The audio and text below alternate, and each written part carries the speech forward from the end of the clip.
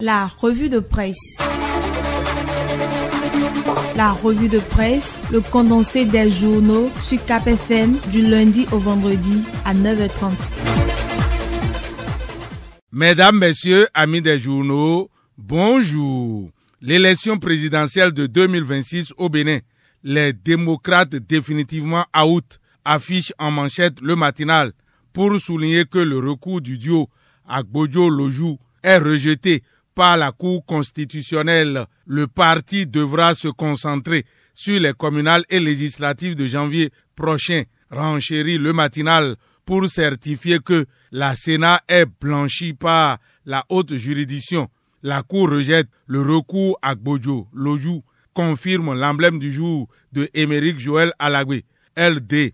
Une participation hypothéquée pour la présidentielle de 2026, à en croire Matin Libre, qui trouve ainsi encore un autre revers devant la Cour constitutionnelle. Agbojo-Lojou, hors course, placard Bénin intelligent. Selon la Cour constitutionnelle, la Sénat n'a ni violé la Constitution ni le Code électoral, rapporte quotidien Le Meilleur au sujet du recours du parti Les démocrates contre la Sénat. Échec et ma, s'exclame Fraternité, relevant que les 7 sages de la Cour constitutionnelle ont décidé que les démocrates ne seront pas sur la ligne de départ de la course à la Marina.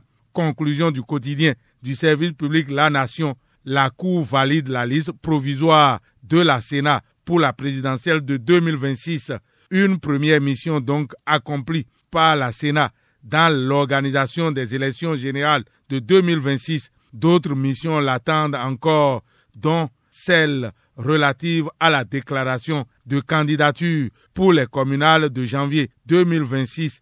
Cela est lancé depuis quelques jours par la Sénat et le quotidien du service public La Nation, appuyé par Bénin Intelligent, trouve que ce mardi 28 octobre 2025 est une journée décisive pour les partis politiques à la Sénat. Et pour cause, l'enregistrement des déclarations de candidature à la Sénat s'achève ce jour même à minuit pour les élections communales du 11 janvier 2026, explique quotidien Le Meilleur, journal fondé par Firmin Gbekan. Pour le matinal, les partis sont face à l'ultime échéance de la Sénat par rapport à l'enregistrement des candidatures au communal de 2026. C'est ce jour à minuit, martèle le quotidien Le Matinal, toujours dans le registre des élections générales de 2026. Fraternité constate que l'ANIP lève les obstacles administratifs pour les candidats. Une innovation républicaine pour les élections inclusives. Fini le casse-tête des dossiers incomplets. Les démarches sont désormais plus simples et un stress en moins pour les candidats. L'ANIP met en place un dispositif inédit pour faciliter l'accès aux pièces administratives des candidats. Bien sûr, s'ils étaient en difficulté, ils peuvent contacter le numéro vert 7054, c'est-à-dire 7, 0, 5 et 4, accessible gratuitement tous les jours de 8h à 21h pour toute information ou assistance dans leur démarche, souligne Fraternité. Une information confirmée par Décryptage Info qui note qu'un dispositif spécial existe désormais au niveau de l'ANIP pour faciliter l'obtention des pièces d'identification des candidats. Ce qu'annonce le matinal, c'est que la liste électorale informatisée est affichée dès ce jour sur l'ensemble du territoire national. Le Bénin est à l'honneur à la manchette de Décryptage Info dans le secteur agricole.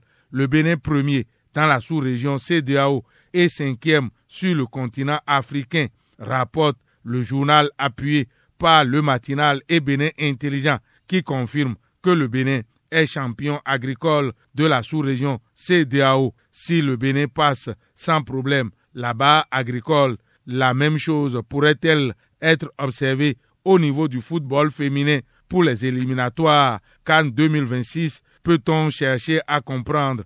En tout cas, quotidien Le Meilleur note que les Amazones du Bénin jouent leur qualification ce mardi au Nigeria face aux Super Falcons. Le journal rappelle que pour le match aller, les Béninoises ont été battus 2-0. Leur entraîneur s'appelle Ablaye Ouzerou. Il s'est confié au journal Matin Libre. Nous ne sommes pas venus en tourisme au Nigeria, déclare-t-il pour mettre en relief l'engagement de la sélection béninoise à jouer pour gagner dans le pays émergent. La rencontre des Amazones face au Nigeria ce jour reste un match périlleux du football à la religion. Quotidien Le Meilleur rapporte que Monseigneur Adou Konou n'est plus admis à l'hôpital CNHU Hubert Koutoukou Maga de Cotonou pour raison de sa santé physique. Monseigneur Barthélemy Adou Konou a rendu l'âme dans la nuit du 26 au 27 octobre 2025, relève Quotidien Le Meilleur, pour souligner qu'il est né en 1942 à Abomey et a reçu son ordination sacerdotale le 19 décembre 1966.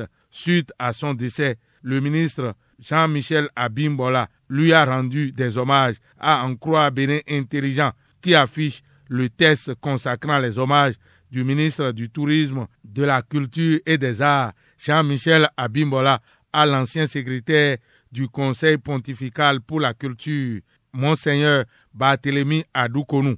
Il est mort à 82 ans, détaille Bénin Intelligent. C'est au sujet d'une maladie qui tue que Ève Afanou réagit dans Fraternité pour marteler que le cancer des seins fait encore beaucoup de ravages au Bénin. C'est une maladie coûteuse, douloureuse et éprouvante, déclare-t-elle dans Fraternité. Matin Libre expose dans ses colonnes les conseils pratiques du docteur Karimou Rachidatou pour prévenir le cancer de sein. Une alimentation saine et naturelle, recommande-t-elle réduire la consommation d'aliments transformés, de viande grasse et de boissons sucrées, tout en privilégiant les produits frais locaux et naturels, le maïs, le mil, le sorgho, les fruits et les légumes, la papaye, la goyave, le moringa, la carotte ou encore les feuilles de baobab sont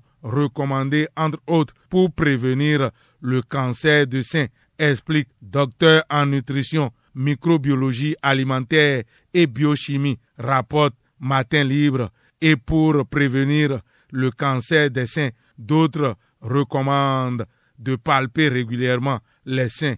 Mieux, il faut faire sucer ses seins et tenko atassa basia. Fin de cette revue. À la prise de son, Fatih Wahoyon.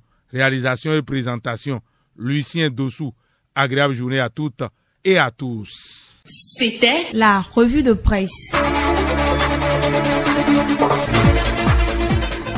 Retrouvez la revue de presse sur le site www.capfm.com.